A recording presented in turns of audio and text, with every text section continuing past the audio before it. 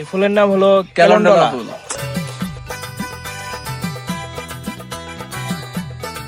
আসসালামু আলাইকুম, কেমন আছেন সবাই? আশা করি সকলেই ভালো আছেন।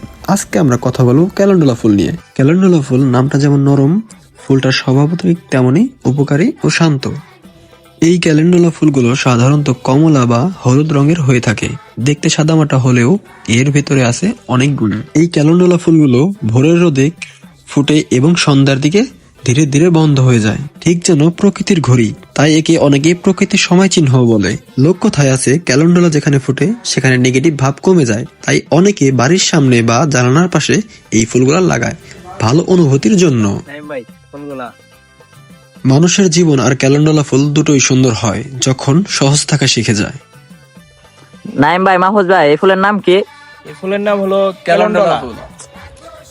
তো কেমন লাগলো আমাদের আজকের ভিডিওটি অবশ্যই কমেন্টে জানাবেন, এবং ফুলগুলা যদি ভালো লাগে থাকে তাও আমাদেরকে জানাতে পারেন।